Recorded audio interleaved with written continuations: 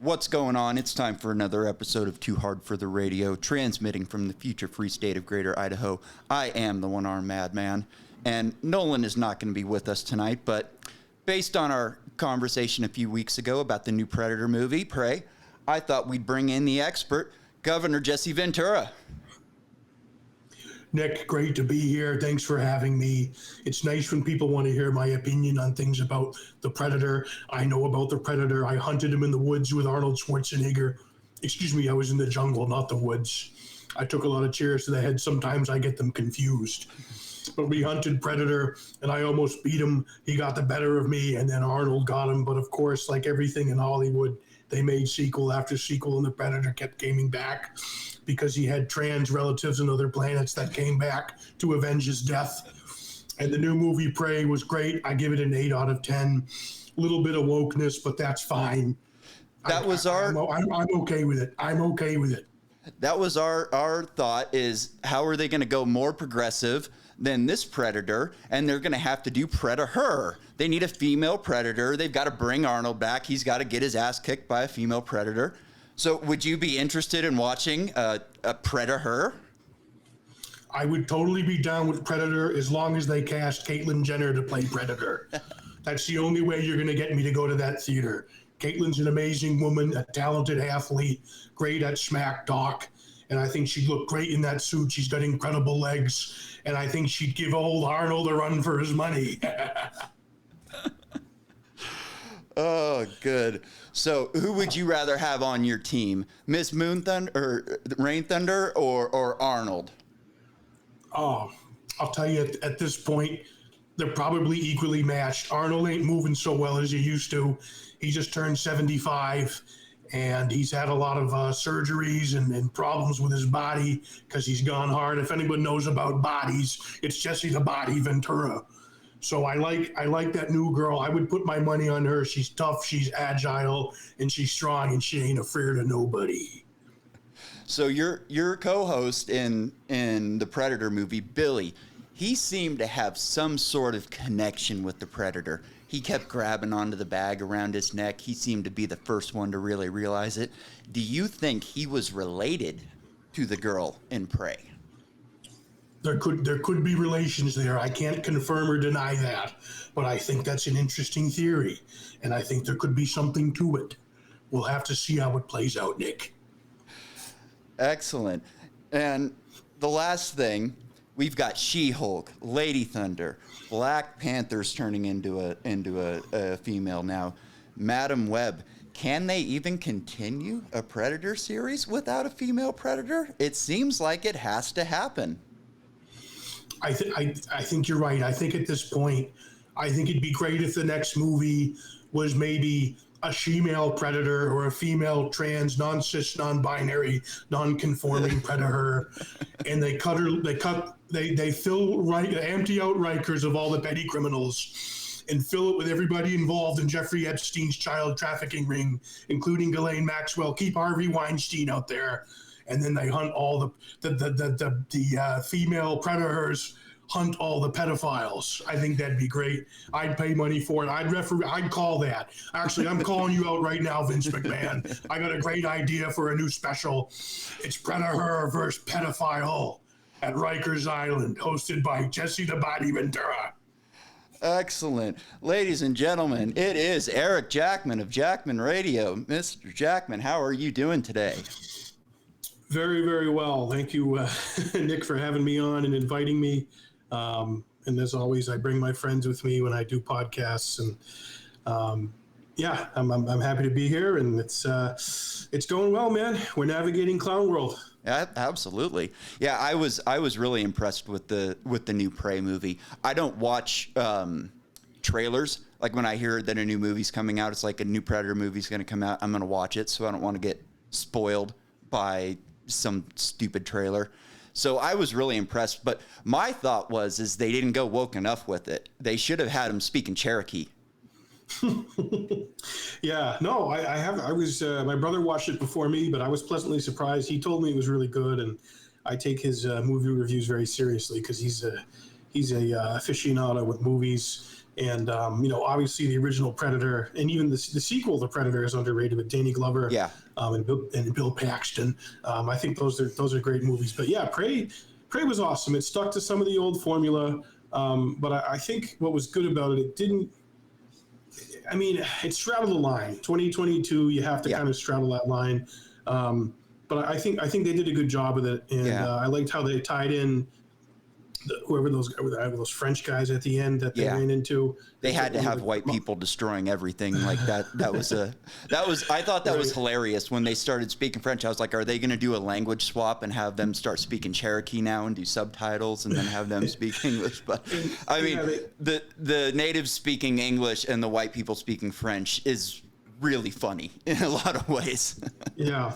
Well, I think they had originally recorded or dubbed a version in the native language. Oh, really? But they felt that it wasn't going to jive, or audiences might not like it. So there might be a version out there where you can get that. But maybe. Yeah. I mean, overall, man, I was entertained for 90 minutes, 80 minutes, however long it was. And I enjoyed it, and I would definitely see another installment in that series if they're going down that path. Yeah, I thought that they could have done like did you see Apocalypto by Mel Gibson? Yeah. I thought they could have done that type of route and done minimal dialogue, hardcore chase and trapping scenes, and I think they could have done some. I think they underestimate the public in a lot of ways. I think that it's a lot of like, these right-wing rubes, they're not going to go and watch a movie when they're speaking Cherokee, but I think they underestimate people in a lot of ways. Yeah, I mean, if it's a good story, I mean, obviously anything Mel Gibson's going to get behind that he's directing. I mean, Apocalypto, I only saw it once, but from what I remember, really crazy. Well done. Visually just beautiful, great story, and minimal dialogue. Kind of you going more on physicality, more on instinct to inform the viewer in the story. So. I definitely enjoyed that, and I will continue to go see whatever Mel Gibson puts out there. He's a base lord of the nth degree. That he is. Of the nth degree. So yeah. Speaking of base boards, I just watched your interview with Jesse Ventura while I was preparing for this a little while ago, and man, could we use the body over here in Idaho in a lot of ways. Idaho's great, but our governor is just a nightmare. He just wants to get rich. In a lot of ways, it's not terrible because we were able to fly under the radar pretty decently during COVID because he wasn't looking to be president. He just wants to get a nicer boathouse on Coeur d'Alene and, have nicer dinners. He opened up his wife is on the board of some corporation, and they opened up a Ukrainian refugee welcome center a couple blocks from my house. And first off, I'm going, what the hell? They're going to move these people from a war-torn country into my neighborhood. They don't speak the language. Who knows what they're going to be doing to survive. And right away, there was just never any cars there. They've had a couple big parties. So I looked into what's going on with this thing, found that she was on the board, and it's like, oh, this is just a pay for access thing. Handing. You want a meeting with the governor? Go donate to the Ukrainian Refugee Center, and you'll get a meeting. Brad Little. Brad Little, yeah. There's a whole website called Brad Little is a disgrace. It's just pages long of all the terrible things he did during COVID. We had mothers getting arrested on playgrounds here. Really? Oh, yeah. So it was pretty. I mean, how was it? I mean, were you there the whole time for it? I was in New Hampshire, so. Yeah. I moved here 7 years ago after I lost the hand in a line working accident. So I got here early. I was priced out of California. I was a bartender in San Francisco, and I was doing very well. I worked at a big sports bar on Pier 39. We took in millions of dollars a year. And I did well, but it was a short-term type of job. I couldn't operate like that forever. Burn the fuck out bartending, man. That's a real grind. It is. And you got out of San Francisco in time. You avoided the monkeypox, so that's good. Yeah, absolutely. My dog could be getting monkeypox right now. Yeah, that's right. So you were bartending, and how long did you do that for? Oh, on and off 10 years in different parts of the country. I bartended in Maui for a year or so, and then San Francisco and Southern California for a while. But when I got out of bartending, I got into line work, and I ended up getting hurt on a low line worker salary. So I got priced out of California as soon as I got hurt. There was just no way to live there. So I got lucky and bought a house here in Idaho 7 years ago before real estate went completely out of control. Sure. So you own your own compound out there. Yeah, it's not a huge compound, but it's a compound, Hey, it's yours, man, and you own it. How are property taxes in Idaho? They're trying to hike them up as much as they can. Idaho's an interesting place because we have a hefty mix of like conservative or farming areas and big cattle ranches and beautiful places. But then we've got the city center in Boise, and they direct a lot of our politics in a lot of ways. They're not as big a driving force in Idaho as like Portland is in Oregon, but they're taking us further and further in a progressive direction. So their goal essentially is to price people like us out and move people from California in at a higher price. And they're doing it. Like our real estate has went up so much that they're able to jack up the price of property taxes pretty well. What's real estate like there in New Hampshire? Were you able to get in before everything went crazy? Yeah, I mean, I've been here since I was a kid in fourth grade, and I'm a renter. I don't own a house. My dad still owned the house that I grew up in from 97 till 2017, unfortunately, when he passed away. So when he was sick with cancer, he died of brain cancer. It was a quick 5-month process. So kind of in the process of that, we had to sell the house. Oh. So yeah, it sucks. But so I rent with my brother. We're roommates, and it's insane here, dude. You can't find anything. And property taxes have always been a little higher here in New Hampshire because we don't have the income tax and we don't have the sales tax. So that is kind of used to, for revenue to balance that out. And even though there was I've been at this where I live. I've been here for 5 years, and it's beautiful. I'm right in a downtown area. I can walk to restaurants and bars. I got a nice brewery across the street where I hang out. But even for a minute, when we were kind of interested in maybe looking at other places, there is just nothing available. Like, the second something goes up for rent or for sale, it's snatched right up. And there's like scores of people going to showings. I have friends who are realtors, and it's hot right now. Like, if you got property, man, you're sitting real pretty right now. Oh. Like a friend of mine, he bought a house 20 years ago for 110 grand, and I think right now it's worth 600 or 700 grand. Wow. So, and he put 100 grand of work into it. That's so incredible. It's like that everywhere, and New Hampshire is no different. It's a tough market, and I have friends who were able to get stuff, and I get people who bought before things got really hot, and they've seen the value of their property increase exponentially. But it's like, okay, you sell it, you make a nice profit. Where the hell do you go? Yeah.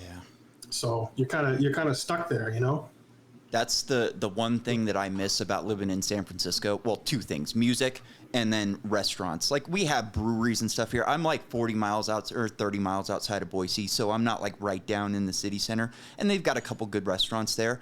But overall here, we don't have any standards. It's all corporate. I mean, when you ask people where the good steakhouse is, they tell you Texas Roadhouse.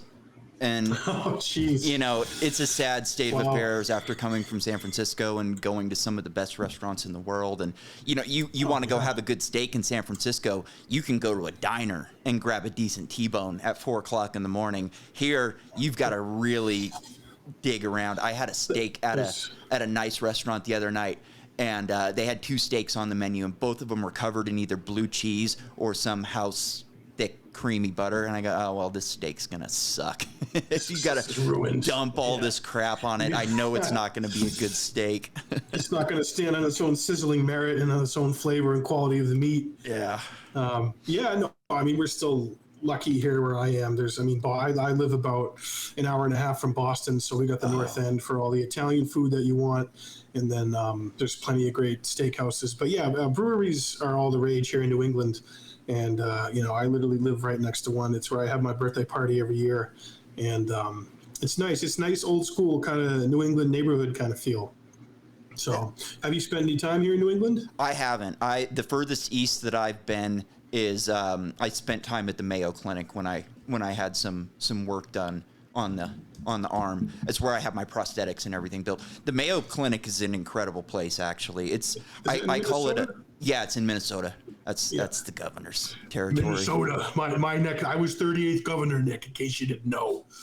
Cool. So Minnesota is the farthest east. So where were you born? Where are you from originally? I'm from Northern California originally. I was 100 miles north of San Francisco, and I grew up racing motorcycles, essentially. And this is something I wanted to talk with you about. I know you're active in the Free State Project, and you're going to be active. Hopefully, if Dave Smith runs, you'll be on board with him.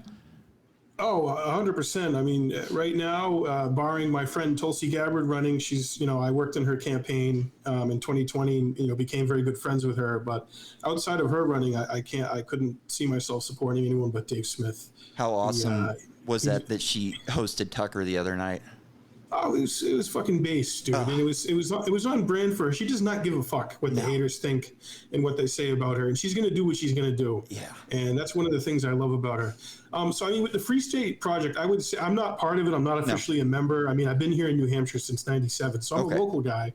But I would say to some of their ideas, I'm open to and I like. Like, I consider myself an independent with strong libertarian leanings. I do still have some, I guess you could call them like liberal or progressive points of view or views. Like I would love to see Medicare for all in our country. I mean, I know that's like probably a lot of libertarians hear that or anarchists hear that and say, oh, you statist bastard, But I think if we made it a priority, I mean, look, we're able to kill and murder people all over the world. That takes a lot of money and a lot of effort and energy.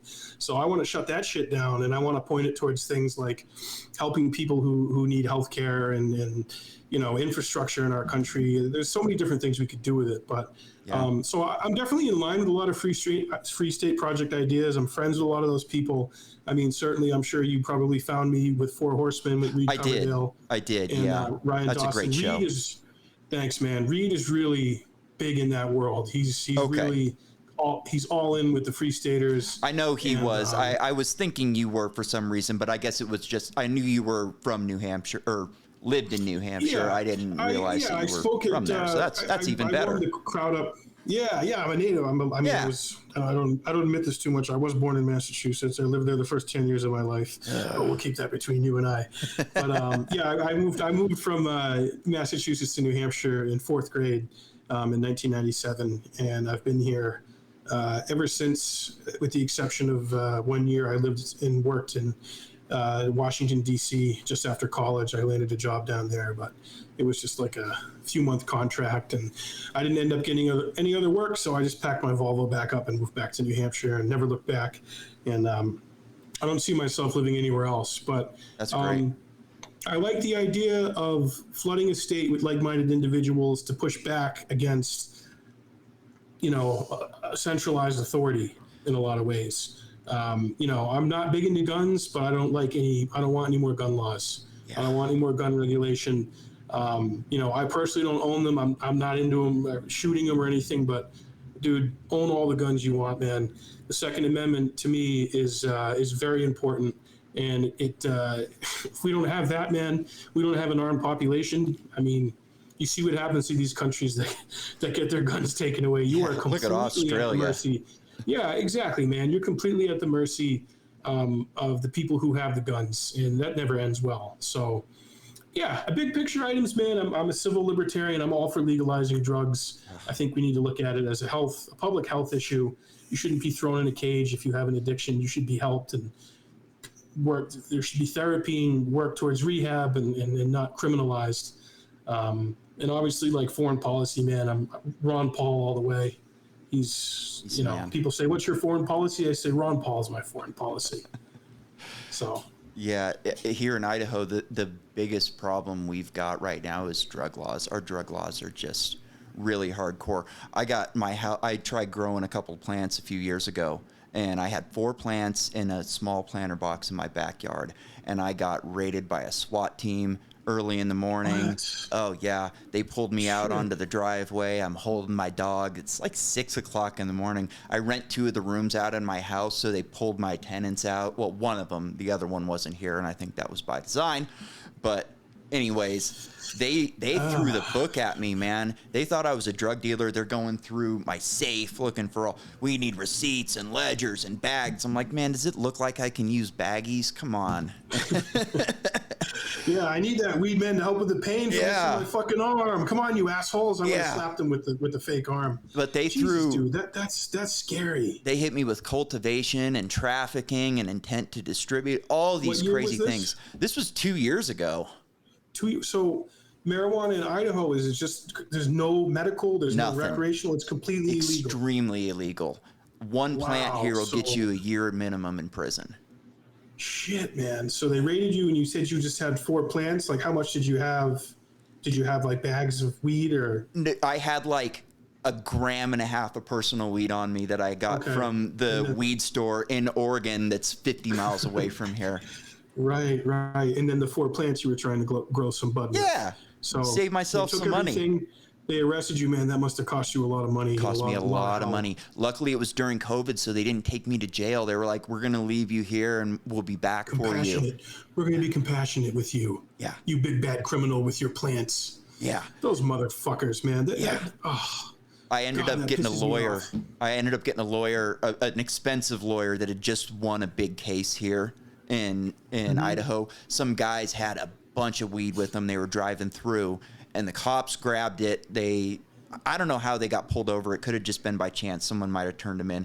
But the cops took them to jail, and then they destroyed the weed without testing it. So the lawyer comes back, and he's like, oh, that was CBD. That was, no THC in that. That was for CBD. Nice. And they got off. So that lawyer was swinging a big dick around here. And he worked for his law degree. He's a Better Call Saul of Idaho. Yeah, so he made a couple calls to the DA and, laid out what was going to happen and how my mom works for the Idaho Supreme Court. So she was going to have a letter on the governor's desk the day that they came for me. And it was going to be, on his desk by someone who was going to tell him to read it.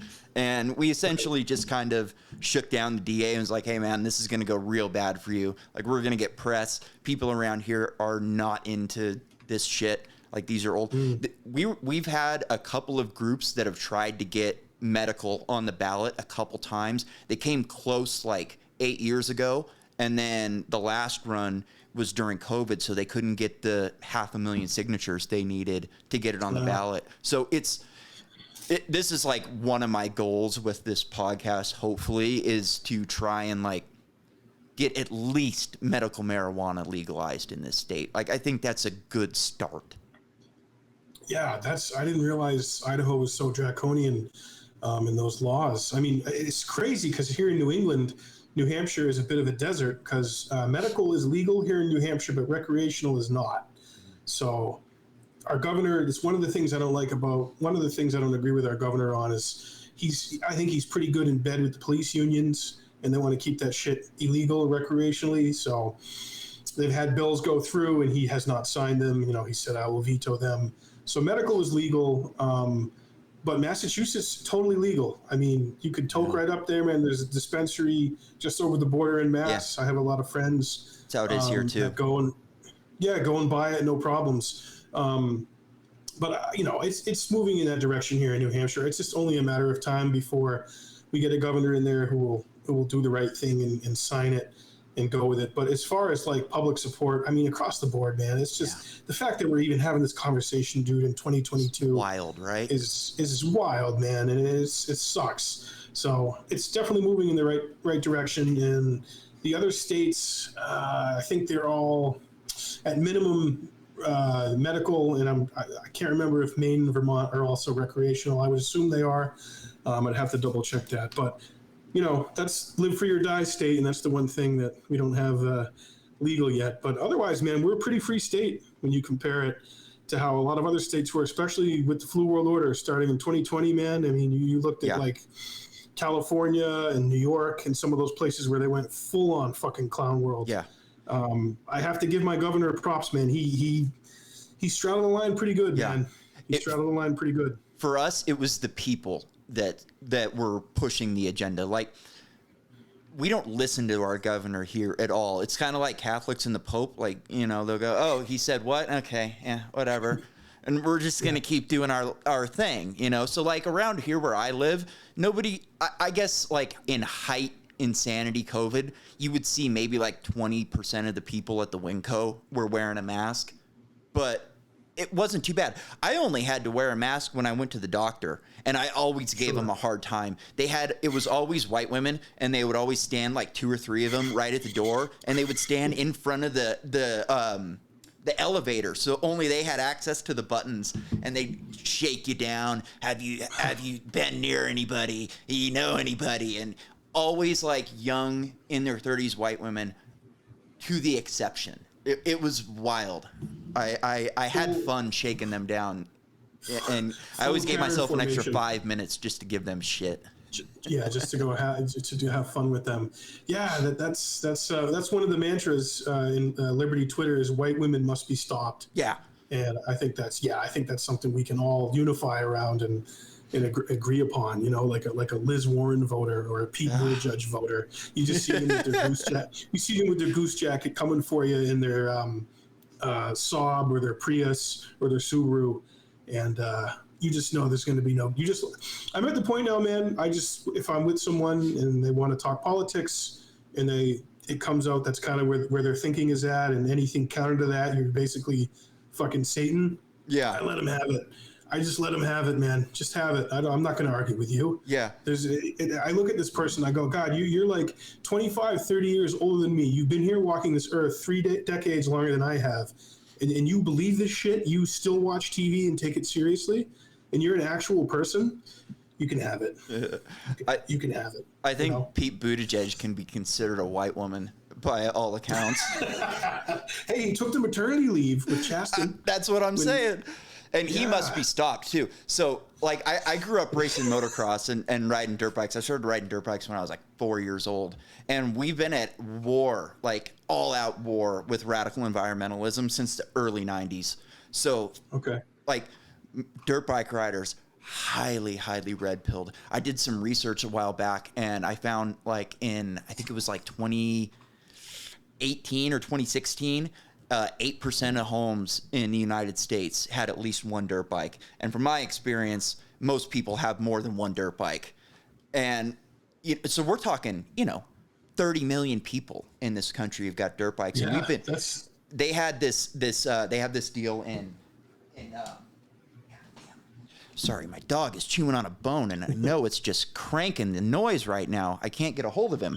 Anyways, we have this in California. They had what was called the CARB, California Air and Resources Board, and they've been at war with two-stroke motorcycles since the early 90s. So they were able to set these policies that were able to force Japanese and European bike makers to start making 4-stroke motorcycles instead of 2-strokes. So this small board in California that was created to eliminate smog in LA in the 1970s centered their fight on 2-stroke motorcycles, as if a couple 2-strokes were making the smog in the 70s. You can't even ride a dirt bike within 100 miles of Los Angeles. So here I am in Northern California, 800 miles from Los Angeles, and I got some friggin' asshole ranger trying to stick a pipe or a stick down the pipe of my bike to see if I've got a little screen in there to stop a little bit of oil from spewing out the back. Right. And they were fully successful. I mean, they started doing this red sticker, green sticker thing. So if you had a little girly bike, like a little XR or something like that, you got a green sticker, and that meant you could ride wherever, whenever.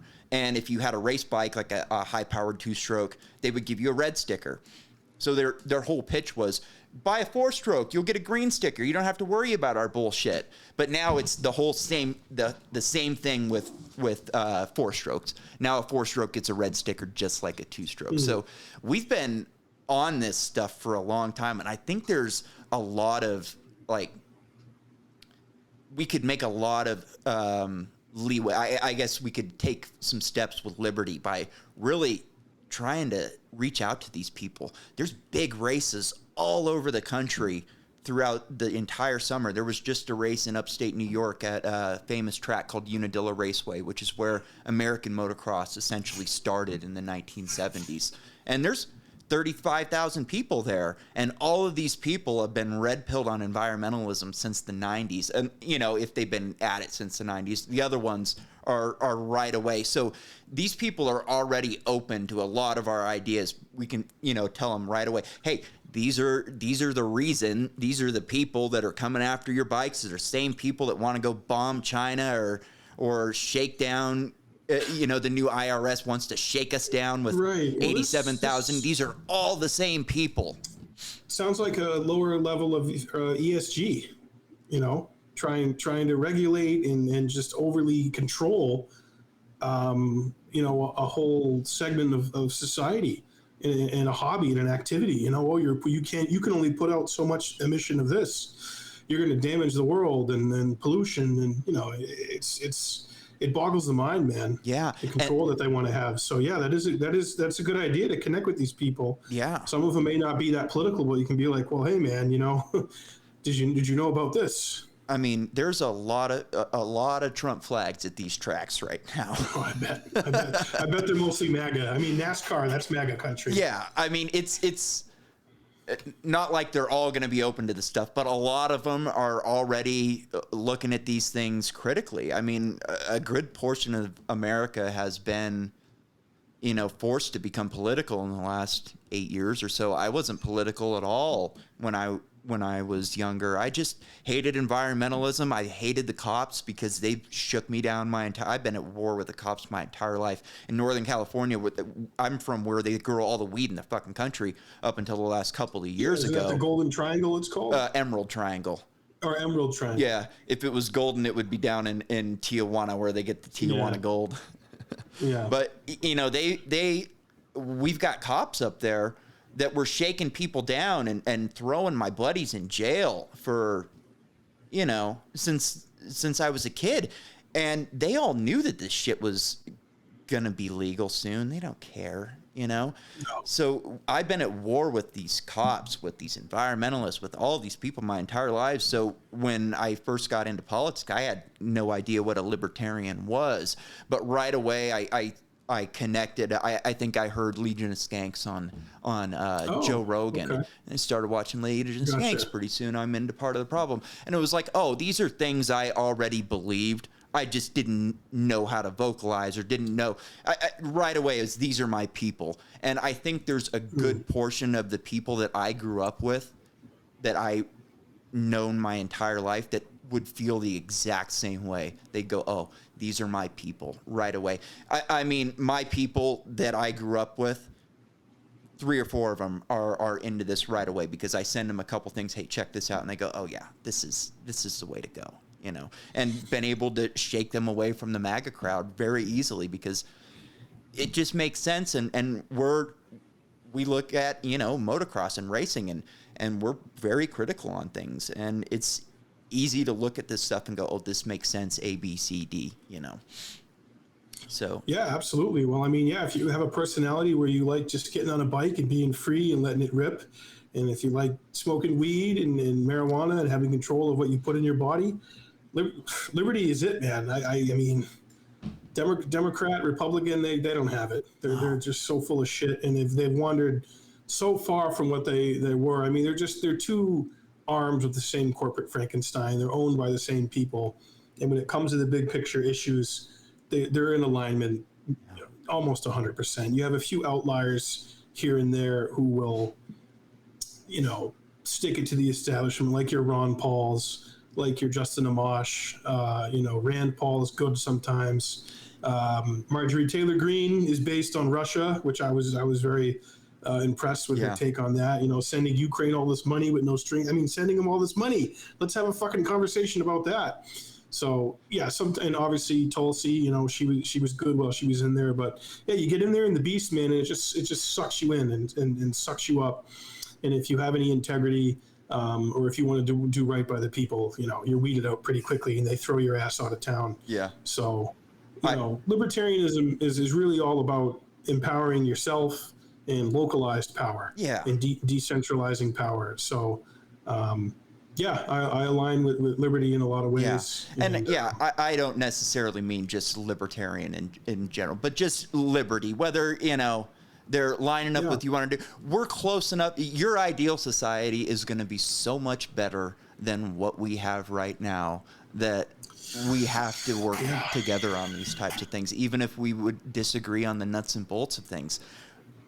What we have right now, the status quo, and actually, I thought this was interesting. I was watching you and your brother on Reed. I think it was like episode 90 or something like that early on, and Reed goes, "Rand Paul's a cuck." And you guys all start making fun. So if he goes from a cuck about a year ago to he's good sometimes now, I think we're at least making progress there in that aspect. So that's something to look at as a positive. We always joke Rand is Liberty's weasel. You know, he's there. He's definitely something there, but you know, there's a reason he was allowed to play golf with the king when he was president. You know, because Rand fell in line plenty of times and supported Trump. Therefore, he was given access. He got to golf with him. He's more of a politician than his father is. We can't expect Rand Paul to be Ron Paul. There's never going to be another Ron Paul. You know, he really is like a once in a generation type of guy to go in there and just tell the machine, fuck you, Constitution, baby, Bill of Rights, you know, Declaration of Independence, you know, fuck the wars, end the Fed, end the wars, get rid of the IRS, end the drug war, end the surveillance state, get rid of the Patriot Act. Day in, day out, he did that when he was in there, man. So he sparked a revolution, and I think really woke up a sleeping giant in this country. So we're really hoping, and I'm seeing it, I'm feeling it. We're really thinking Dave Smith can really carry that baton. I think he's got a good chance. My idea was you get him at one of these races, do the gentleman start your engines type of thing. You set up a booth. You got, you know, screens of him on Rogan and him doing comedy, that's people can show up, and there's 30,000 people there that are going to be very susceptible to these ideas, and we can make some real progress just by working. There has to be, this is just my niche. Motocross is my niche. There's car racing and truck racing. I mean, there's so many racers in this country that who knows how many people would be open to these types of ideas. And that's just racing. I mean, you guys are in comedy. Comedy's another world that's just ripe for the picking. Comedians are very, you know, a lot of them are open to this stuff. A lot of them are going to go the direction of, you know, what's going to get me on the corporate screen. But, you know, not everybody's going to be a huge comedian, but you can be a great comedian in your local city. You know, there's some great local comedians around here in Boise that people love to see, that that you've never heard of, but they're very funny guys. And, you know, who knows how many of them are going to be open to this. And you start making... I call the Treasure Valley where I live the Northern California, or California's version of Nazi South America. All the dissidents all the dissidents are escaping here. So we're getting, and the locals here, they say, we welcome the refugees, but we don't want the trash. And I think we've done pretty well of keeping the trash to one area. I just had a couple guys. Bad ideas. Yeah, I just had a couple guys move in across the street from me. They're in their early 30s. They bought a house there. It's on an acre lot, so they're building like a garage with a granny unit that the younger brother's going to live in. And these guys are Californians, and they love it here, you know. But you know, we've still got our problems there. I've been at a war with my HOA here for like 2 years. These people, they'll come to an HOA meeting and they'll talk like we're talking right now.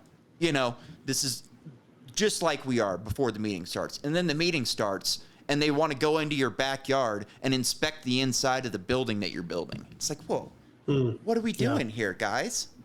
Right. Yeah, all up in your shit. All invasive.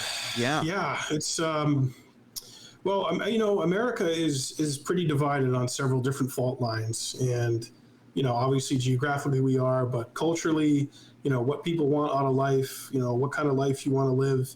And I'm just looking at videos, and I have friends on both East and West Coast in the major cities, LA, New York City. Cities are just fucking hellholes, dude. Oh man, San Francisco was a nightmare when I lived there.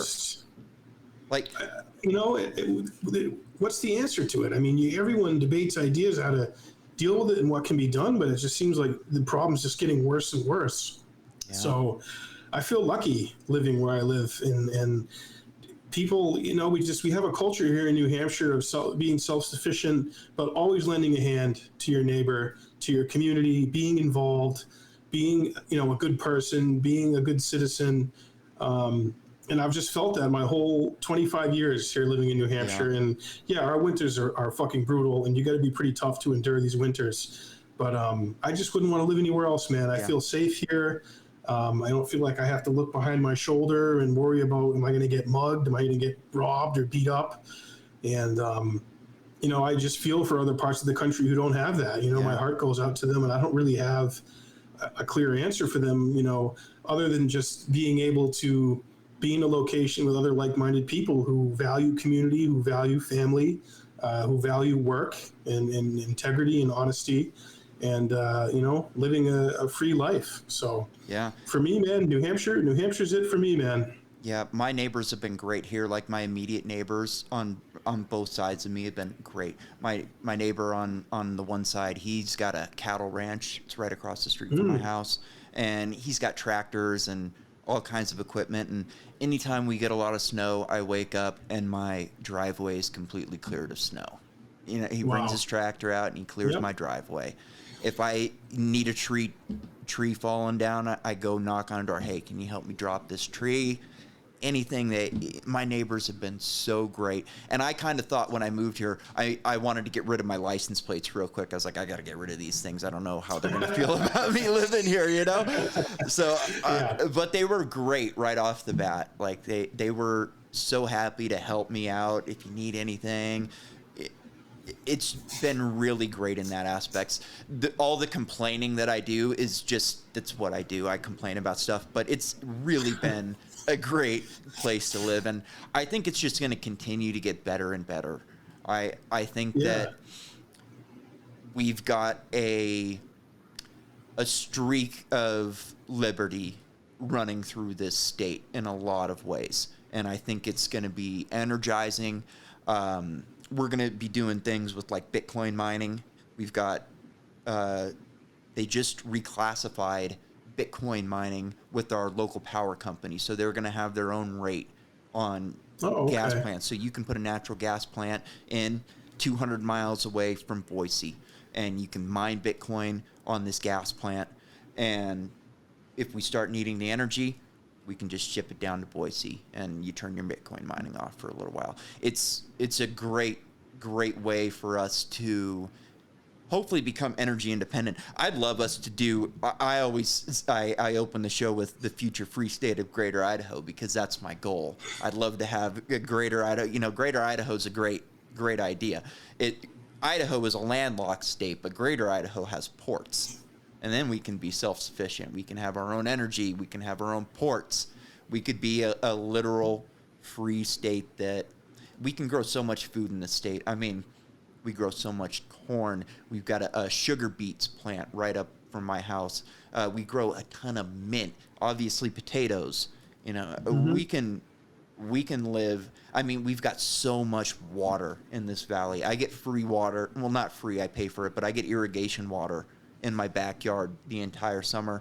Unlimited water. I pay a couple $100 at the beginning of the season, and I get all the water I want. They're trying to shake us down every year. They try and turn it off sooner and leave it on, But this is something that we're working on. We were able to flush out a lot of the psychopaths from the school systems in our last election. A lot of them.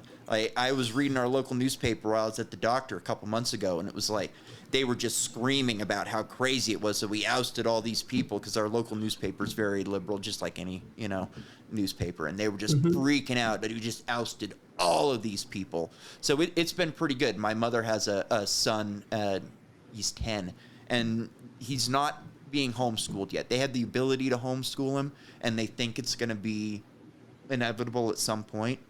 Sure. But right now, he's still going to school, and they're not finding super crazy stuff that he's bringing home. It's been that's good. Fairly normal. Yeah, the school system, man. I mean, I have a lot of friends who are teachers, we're just getting out of it. They're just saying it's gotten so bad. It's gotten so bad. The treatment of teachers, curriculum they're forced to teach, parents being full psycho, coming at teachers on off hours and emailing them off on off hours. You know, both sides. People are going way far in both sides of that equation. You can't just blame teachers. You can't just blame parents. It's a mixture of everything. Yeah. And you know, it was a path that I was on. I went to become a teacher, and it didn't work out. Thankfully, I'm glad it didn't. Oh, sure you are. Because I'd be looking to get the hell out of there now if I had to do that job, and be in there and be paid so little, and just a lot of friends who have children, they're having that conversation depending on what age their kids are. Are we going to go homeschool? I've heard of some women in a couple towns over who have like a homeschool collective. That's Where interesting. they're a bunch of moms and they band together with their kids, and they're all homeschooling together. I think sharing curriculum and helping each other out. That's interesting. So I think more power to them. I think you're going to see a lot more of that too. Yeah, we have something similar to that around here. It's like a co-op type of thing. That's what they'll put my stepbrother into if he ends up having to go. Yeah, well, you be the driver's seat of what's going into your kid's brain. Yeah. I mean, that's a crucial time, man, that young age, and you're so impressionable, and that's going to have a lot to do with the trajectory you go on in your life. The people, think about how much time, I mean, I did public school, K through 12. Yeah. Think about how much time you're spending with your teachers, man. These are the people that have a huge role in shaping who you are in young adulthood going into the college age. Yeah. And, I spent I half of my high school years in my auto shop because my auto shop teacher was the only one that gave a shit about us. He was the one that he got everybody, like he got more people into trade schools and mechanic schools or long-term jobs. He got a guy working at NASCAR. I ended up racing motocross semi-professionally for a while. Like he was a huge mentor to us. He had a major impact on my life, and he changed lots of guys' lives. More people than probably any adult than I've ever met. Treat you like a little child. No, we called him by his first name. We never called him Mr. Lands. It was always Greg. That was. I thought it was. That's throwback, man. That's awesome. Right. It was very cool, and he just had a way of weeding out the good kids and the bad kids. If you didn't give a shit about your life or what you wanted to do, he didn't force you to do anything in that class. You could sit there and do whatever you want. We didn't have cell phones back then, but you could sit there and talk or whatever. He'd put movies on. He didn't care. But if you wanted to learn, he was there to teach you. And I mean, I learned so much stuff in that class. I was taking motors apart when I was 16. Yeah. I learned how to do some hardcore welding. I welded a block back together. This block fell on the ground, and a chunk of the block where the head and the head gasket sits, I had to brine weld this thing back on. And I mean, as a 16-year-old kid, having the ability to do something like that and learn from somebody who knows, it's a very powerful thing, and it gives you confidence.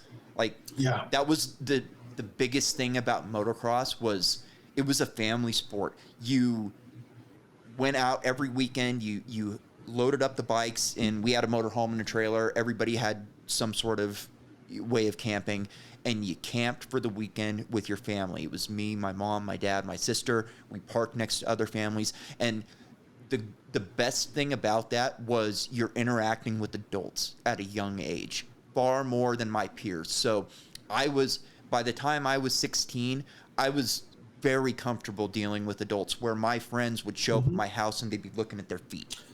Right. And I think that was a huge thing that helped me. I mean, I didn't do much with my life, essentially.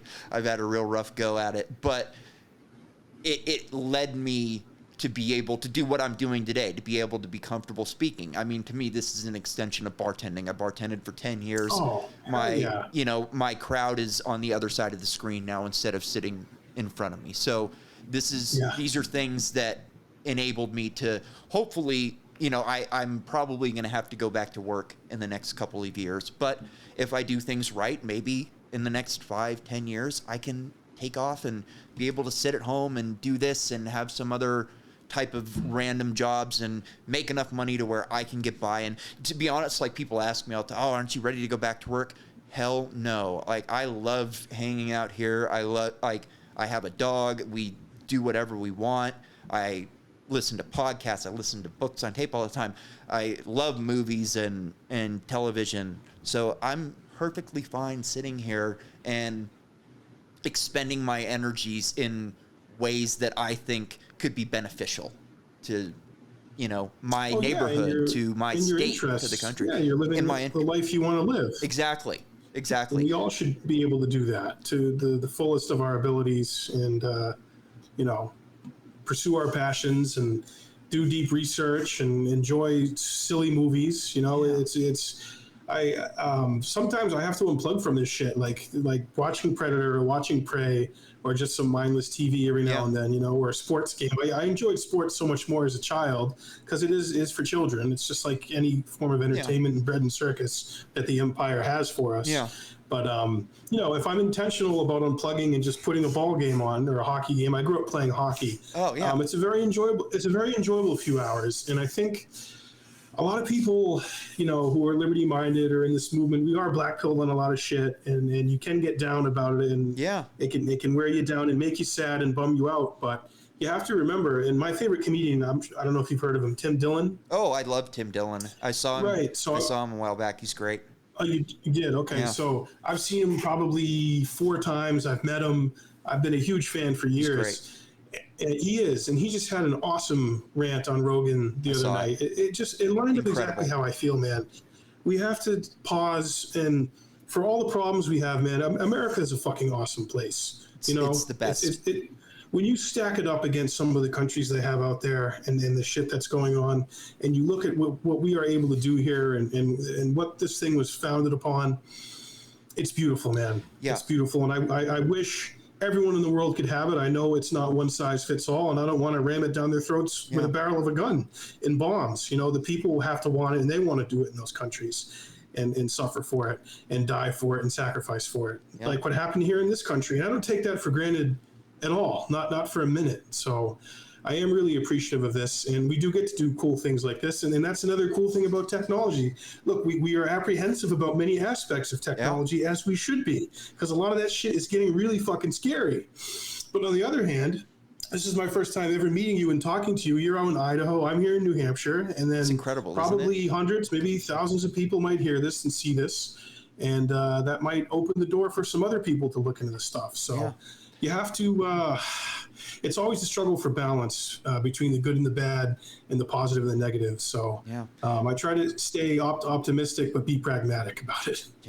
Yeah, I was a lineman. I mean, the North American power grid is the biggest machine ever built. It's just incredible what we've been able to do. And it's also terrifying what they're trying to do to it. And I hope that we're able to stop this crazy push for green energy. It's never going to work. But I think a lot of times we discount the good things that technology is going to do. And this is why I love science fiction. I'm always listening to a science fiction book because I feel like it helps me get out of the daily grind of politics and looking at everything and analyzing everything. I feel like it allows me to think on a longer scale. What's technology going to be like 10, 20 years from now? I mean, I'm a big No Agenda listener. They've been going for 15 years. Could I do this for 15 years? What would this show look like 15 years from now? You know what I mean? What's the technology going to look like at that point? Are we all going to be just VR in a room and be able to just have some crazy together? Yeah. I mean, I love looking at new technology and what it's going to allow. And I think also too, Hollyweird and all the DARPA, they slow drip that out to us. Oh yeah. They show us what's coming in their movies and call it fiction. And then there it is 5-10 years later, and they've softened us and made us okay with it and less apprehensive about, I saw that in a movie where they chip everybody and you pay for everything by scanning your wrists and a retinal scan. And I don't have a problem with that. I saw it in a movie with Tom Cruise. That's if Tom Cruise is doing it, I'll do it, But it's just like anything. It's pros and cons. And then you do a 180 and you come back to the Unabomber and you're like, Jesus Christ, Kaczynski, you crazy fuck. You were right about so many things. Right about Why did you have everything. to kill those people? You lost me when you killed the people. You shouldn't have killed the people. Because what you're saying is so dead on about technology and how it's sucking the humanity out of humans and our souls out of us and fusing us with machines and turning us into fucking cyborgs. Yeah. Hey, look at me. Shit. Hey man, I would go more with Darth Vader. That's why I decided to go black. Yeah, I didn't want to go with the. I Darth didn't want to Vader try vibes. and make it look all fake. Like they make like gloves it. for these things where they'll match the skin on my hand. They'll put hair on it, freckles, even pimples if Sure. you want. But I was like, you know what? We're gonna go black. I call it the Fistatron 5000 because it's hard black and it incredible. identifies as a BBC. So how many years have you been? I mean, if you don't mind me asking, how long ago did that accident happen to you? It was 2015, so 7 years ago now. It was I was working on power working lines. on a line? Yeah, I was working on a line. I climb up the pole, and I essentially don't remember anything after belting in. I made some sort of contact, and I woke up staring at the sky, and I thought I had fallen like off the pole. So I start trying to push myself up off the ground, but I can't move. And then a couple seconds later, the pain hit, and it was just like nothing you can even imagine. My whole body was on fire. My hands were burned really bad. Like this arm was burned really bad too. I almost lost both of them. I came just very, very close to losing both of them. And I spent 3 months in a burn unit.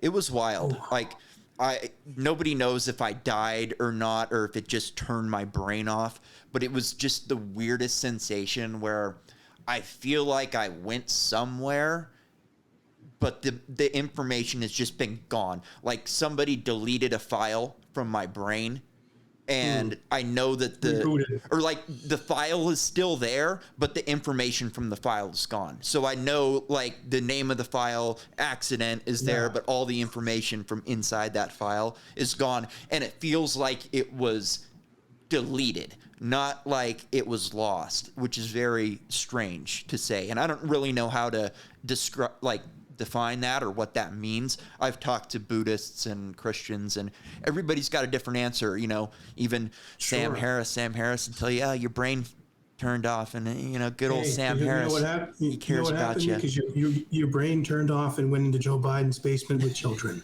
That's what happened to it. And I don't even care if Hunter had child prostitutes smoking crack in his basement. We have to stop Trump. We got to stop. What do you think's going to happen? What do you think's going to happen to him, to Trump? To Trump? Anything? You think this is just a big? I kind of think that it's the opening, like the season opener of the Trump show. I kind of think he might have had a little bit of a setup going on.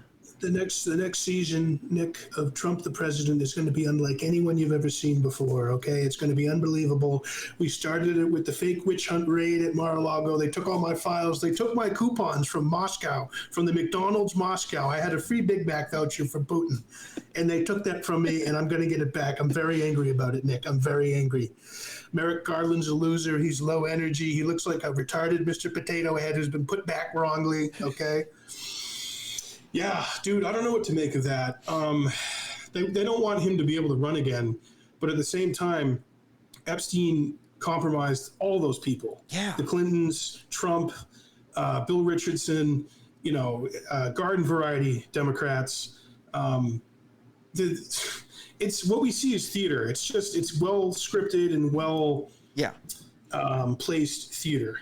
And I don't really think anything serious is going to happen to Trump. I think he's going to run again, and I think he has a good shot of winning again, man. At least winning the Republican nomination. Yeah. And depending what the Democrats do with their kabuki theater, if they fucking put Brandon out to pasture, and maybe run Buttigieg or Newsom, I don't think they could run Kamala Harris. I just think they're going to mitigate the damage that she can do in the next 2 years, and then push her aside and prop up like a Newsom or a Buttigieg type thing. What do you think about McConaughey? I thought when they brought him in after the Uvalde thing and spoke at the White House, I thought they might be grooming him in private. Maybe they've got some plans for him. It could be. I mean, they probably wanted to see him run for something first in Texas and try out a statewide race and see how that would track. But I think deep down, McConaughey is probably very comfortable and very happy with his life right now. Probably. So why would he want to open himself up to a campaign, drag his family through that, put a pause on his awesome film and TV career? I mean, True Detective is one of the greatest. True Detective season 1 is one of the greatest series of all time. I agree. I'll put that up against any show and argue with anyone about that. It's right there with The Wire. Yeah, hey, the Wire is good too, man. The Wire's, not the Wire that you were on, Nick, but the Wire, the show in Baltimore. That's a good one. We like that Wire. Not the Wire that almost killed you. We don't like that Wire. That's an evil Wire, okay? That Wire is Hillary Clinton, quite frankly. It was Hillary Clinton that day. Yeah, tried to kill you. Maxine failed. She failed. That Wire failed. The Wire is a good show. Yeah. But I don't know, man. I mean, I'd like to see Trump run again just for the chaos. The 2016 GOP primary, one of the greatest things I've ever seen. He just went up there and slaughtered 15 seasoned, capable, well-funded politicians one by one, just destroyed them. Yeah. And when he became inevitable, you saw these guys get in line. You saw Christie drop out and endorse him. Yeah. Chris Christie's face when he had to endorse Donald Trump on CNN is one of the greatest things I've ever seen. And you got Trump up there. Now that I'm winning, I'm starting to win primaries. We have people calling me like you wouldn't believe. I'm not going to name names, but we got people calling who want to endorse like you wouldn't believe. Okay, and it was crazy, dude. And for anyone to say they didn't enjoy him humiliating both the Bushes and the Clintons in the same campaign cycle, you're a liar if you're saying you didn't enjoy that. Yeah. That was so satisfying. It was so amazing to see him just rub Jeb Bush's face and shit during those debates. He was like, the World Trade Center came down during your brother's reign. That's not safe, okay? That's not keeping us safe, all right? And it took Jeb Bush, Nick, it took him 5 days to come up with his opinion for the Iraq War. Oh, it was a mistake. Oh, we shouldn't have gone in. Oh, it was a bad idea. It took him 5 days for his people to tell him what he should say. Now, I liked Trump's anti-war instincts and what he was going on, but when he got in there, man, he didn't really alter course like we wanted him to. I always lose it when people do that. Oh, he didn't start any new wars. And I was in recovery before I got hurt, and I remember I had like a recovery date coming up or something like that. And one of the old hard-nosed guys in there, he's like, hey, don't make a big deal out of this shit.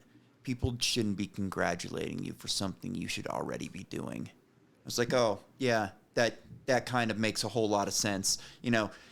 You shouldn't be starting wars anyways. Like, that should be the standard. We shouldn't be congratulating you for something you should be doing. It's like, oh my God, you had a... Yeah, you hear that talking point. No, he maintained Empire. He maintained the drone program. Yeah. Guantanamo Bay did not close, to my knowledge. You got a lot of kids running around Yemen looking like me, but they don't have a nice hand like this. I can tell you, without a lot of medication, so true, man. I've got a spinal cord stimulator that shoots energy down my hand, and I'm still in a ton of pain all the time. I can't imagine what it's like to grow up with no foot or no arm in a place where they don't even have doctors. I mean, Syria, you're going to... Yeah. Yemen or Pakistan. Yeah. And I had my stuff done at the Mayo Clinic. The best doctors in the whole world did that. Yeah. And these guys might have a witch doctor of sorts. Who knows? Sprinkle some sand on it and say good luck. Yeah. After they cut it off on the chopping block, they throw some sawdust on it and send you on your way. Yep. And then it's the same chopping block where they cut up the goats for dinner. Okay. It's like, let's cut Muhammad's arm off and then let's have some goats. Let's get some goats. No, dude, and that's one of the things I think about every day, man. I think about the people around the world that our foreign policy, who have suffered under our foreign policy, the enemies we've created. Ron Paul talked about blowback. If you totally buy the 9/11 story, it was done because of blowback. We fucked with those countries. We fucked with those people for so many years. We murdered so many of their children and their people, and we sanctioned them, and we bombed them, and we overthrew their governments. What do we think's going to happen? Yeah. It's amazing something bigger than 9/11 didn't happen and hasn't happened since. It's incredible. Yeah. So we need to take stock of it, man, and follow what Scott Horton says. Enough already. Time to end the war on terror. Absolutely. So those are the vibes we're going to keep putting out there. Yep. Right on, Eric. Well, I really appreciate you doing this. It's been a great time. Yeah. I just noticed a couple minutes ago, I've been off center the entire time. I'm using this camera in a new way today, And typically I sit like this and I'm in frame, and this camera doesn't mean anything, the one that I'm looking at on the screen. And a couple minutes ago, I just looked at it and went, oh my God, this is the camera view that's going to be the entire show. And I just lost it in my mind. So Well, Governor Ventura thinks you look just fine. Excellent. You look pretty as you are. You're straight as an arrow. Even if you ain't straight, as my platoon leader said, you ain't got to be straight to shoot straight. Right on. Well, with that, Eric, thanks again. Everybody, thank you for watching and listening. This has been Too Hard for the Radio. Have a good night.